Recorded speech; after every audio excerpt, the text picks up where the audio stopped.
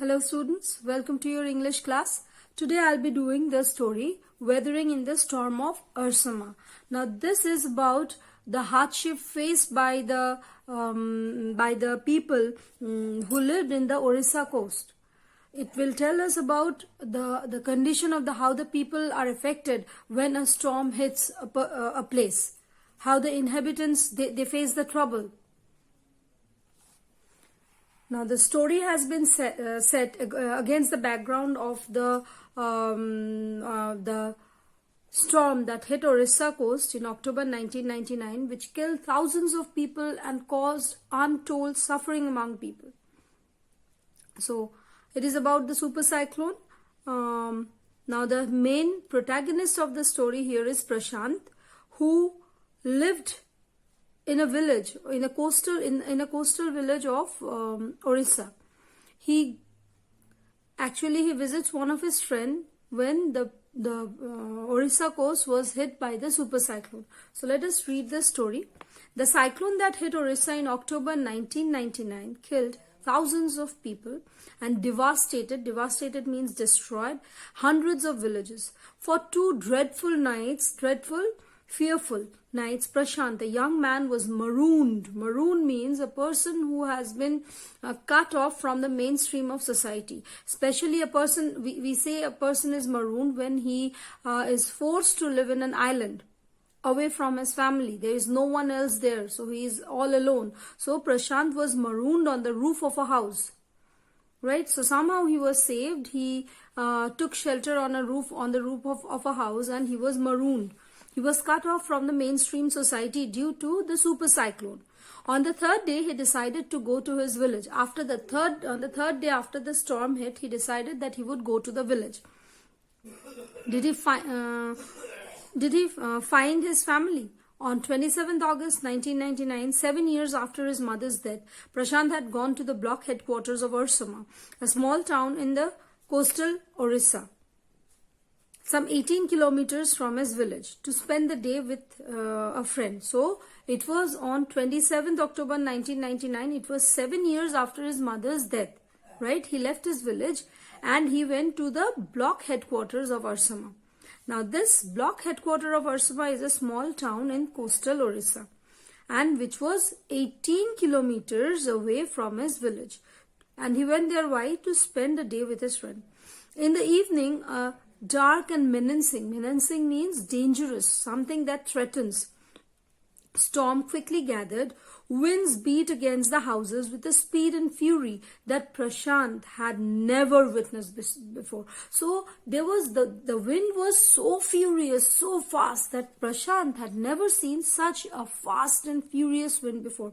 Heavy and incessant means non-stop. Rain filled the darkness. Ancient trees were uprooted and crushed to the trees. So the trees were uprooted and they were crushed on the earth. Screams rent means tore. The word rent means to tear away. So the screams of the people, the frightful, the painful screams of the people, it seemed to tear the air as people and houses were swiftly washed away. So heavy and incessant means non-stop. Rain filled the darkness. The dark sky was filled with incessant non-stop rainfall, and everywhere it was dark. Ancient trees are referred to big trees, big old trees, which were strongly grounded on the floor. They were also uprooted. They were crushed to the tree. The storm was so furious that it had the power to uproot the strong trees. Old trees which were very strongly grounded on the earth.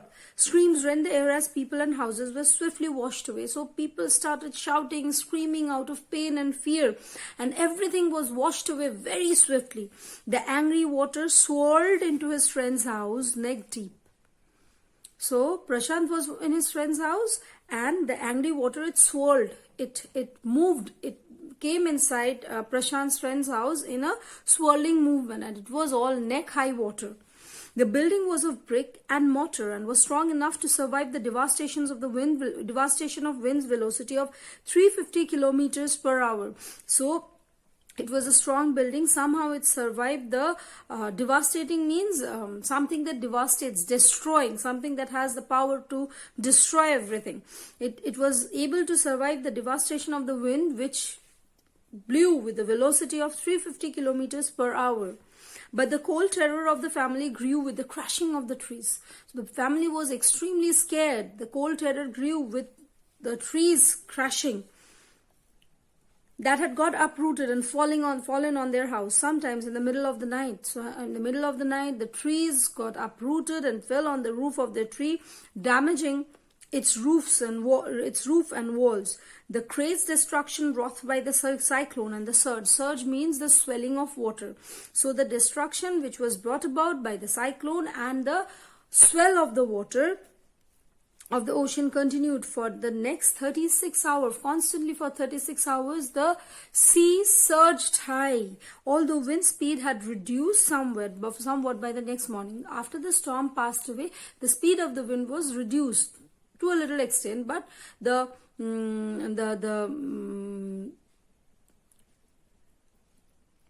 storm was, the water was furious. To escape the water rising in the house, Prashant and his friend's family had taken refuge on the roof. Prashant will never forget the shock he experienced at his first glimpse of the devastation wrought by the super cyclone in the grey light of the early morning. Throughout the night it had been raining and water was coming in, and the sea water was also terribly wild, right? And more water came inside their house. In order to save themselves, they took refuge, the whole family took refuge on the roof in the night. At night, they were not able to see anything, but in the morning, the grey lights helped them to see the frightening, the most frightening and the most terrible scenes that they had ever witnessed. A raging, deadly brown sheet of water covered everything as far as I could see. So everything seemed to be covered as far as I could see. All the places were covered with water, brown sheet of water. Bloated animal carcass. Bloated means the animals, they had been, when they got drowned, they took in more and more water. Bloated means swollen animal dead body. Animal's dead body is known as carcass. Human dead body is known as corpse. Bloated animal carcasses and human corpses floated in every direction. Everywhere you could see dead bodies of human beings and animals. All round, even huge old trees had fallen. Huge trees had fallen. 2 coconut trees had fallen on the roof of their house. This was a blessing in disguise. Why? Because they won't have food for many days. They cannot get down to their house and bring food because everything was submerged underwater.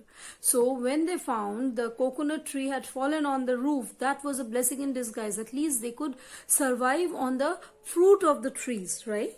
This was a blessing in disguise because the tender coconuts, tender means soft coconuts, from the trees kept the trapped family from starving in the several days that followed. They couldn't come down for several days, and it saved the starving family, saved the family from being starved to death.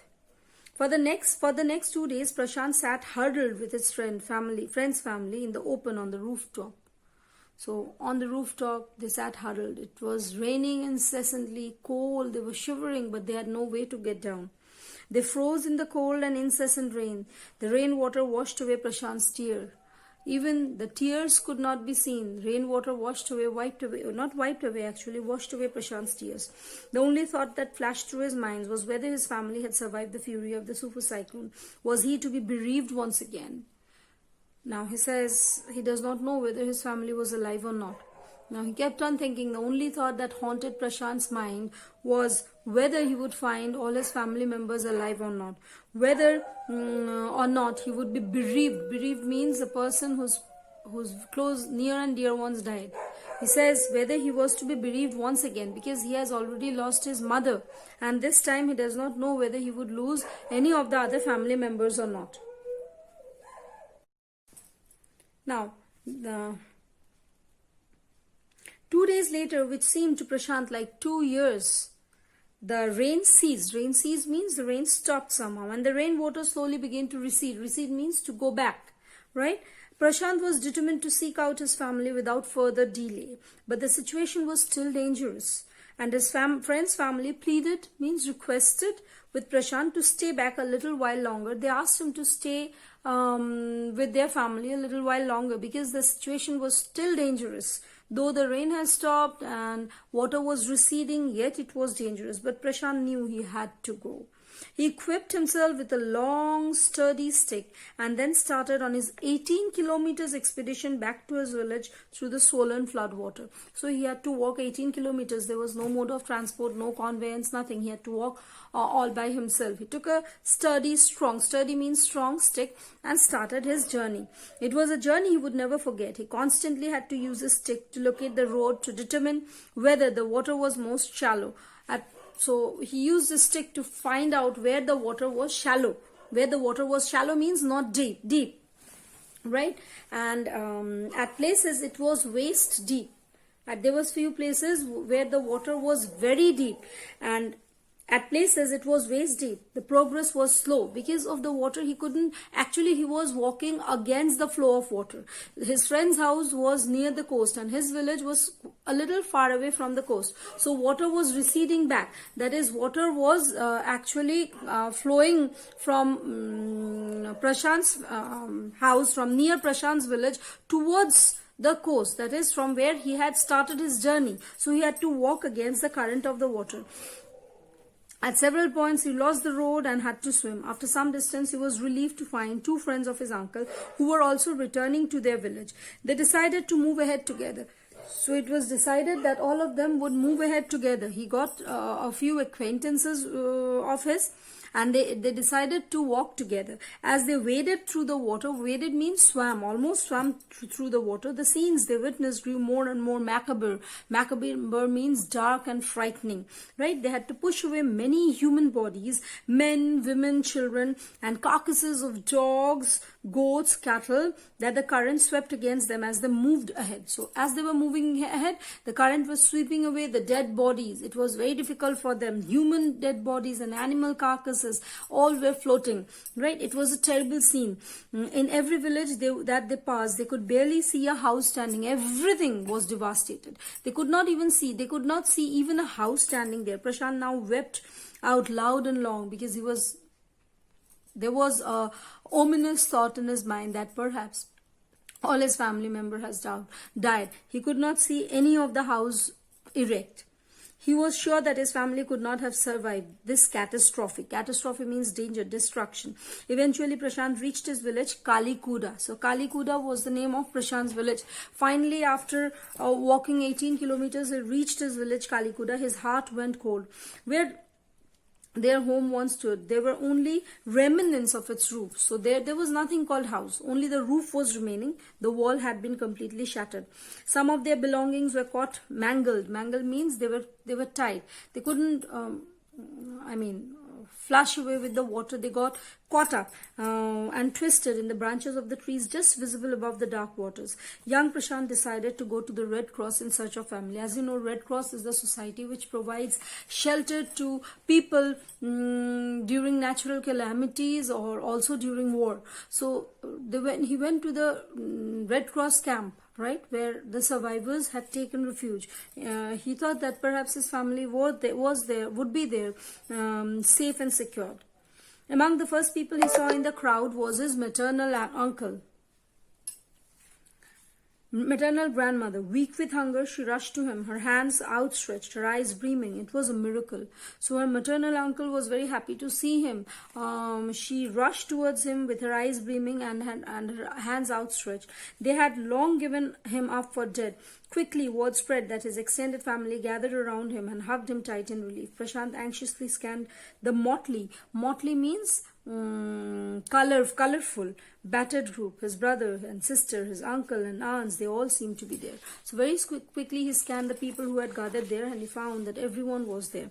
By the next morning, as he took in the desperate situation in shelter, he decided to get a grip over himself. He sensed deathly grief settling upon the 2,500 strong crowd in the shelter. Now, next morning he saw that everyone was terribly sad. There was a grip of sadness. Sadness or melancholy had a strong grip on everyone in the shelter. He sensed a deathly grief settling upon 2,000. So there were 2,500 settlers, right?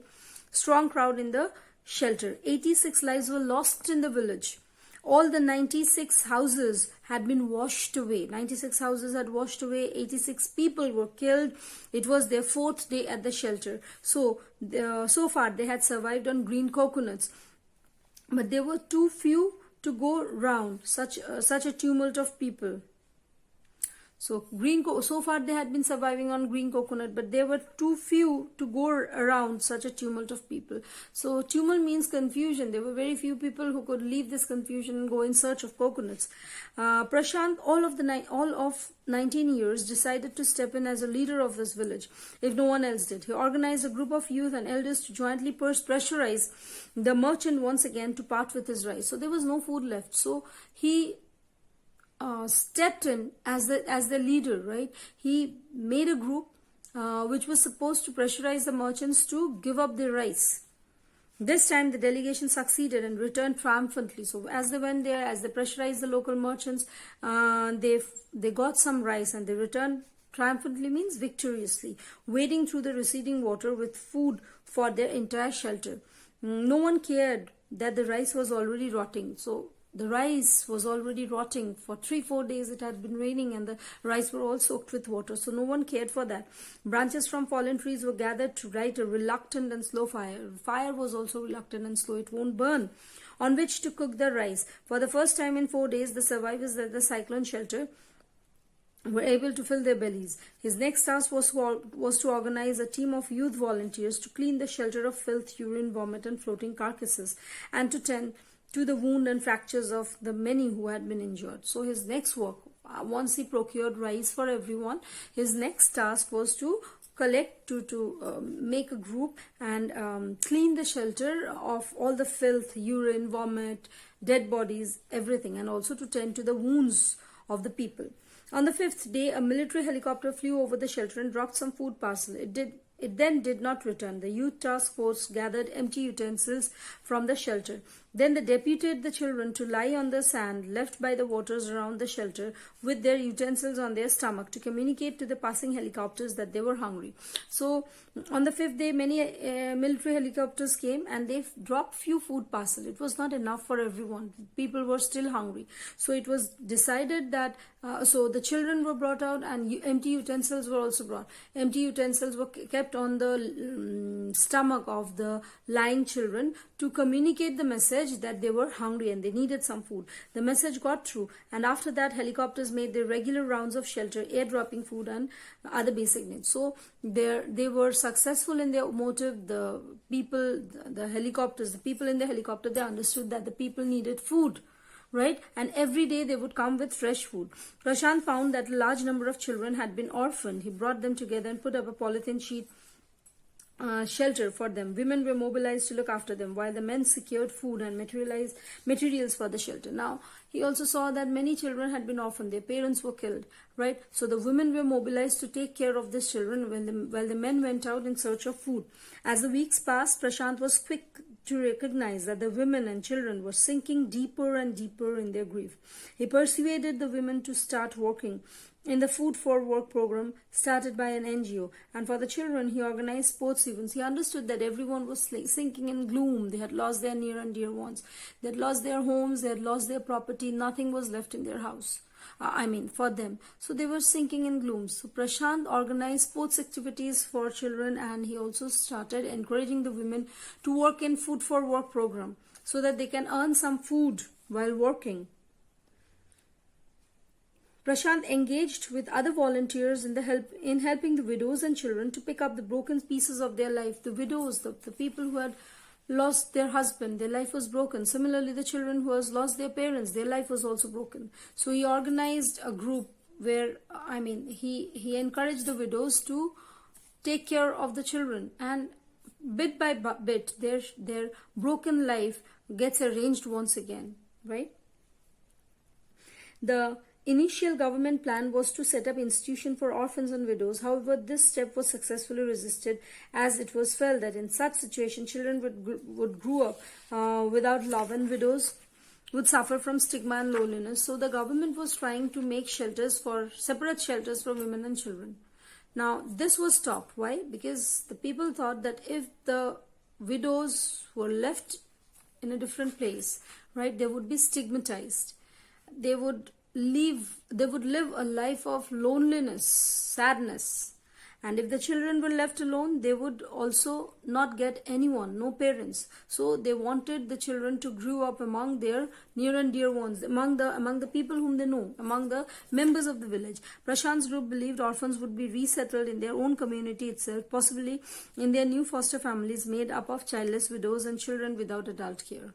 So Prashant thought that there are many widows who has no one left. So these widows can probably take care of the of the orphans. It is 6 months after the devastation of the super cyclone. This time Prashant's wounded spirit has healed simply because he had no time to bother about his own pain. Prashant had no time to bother about his own pain. He worked hard to resettle the people there. His handsome, youthful face is what the widows and orphan children of his village seek out most in the darkest hour of grief. So everyone, whether be it the women or the children, everyone wanted to see his face in the darkest hour of grief. Right? When they were extremely sad, they always wanted to see the happy face of Prashant. That instilled and infused hope and happiness among them. So here we end the story. I hope you have understood the story. Now try writing the answers in your note exercise book. Thank you for attending the class. Goodbye.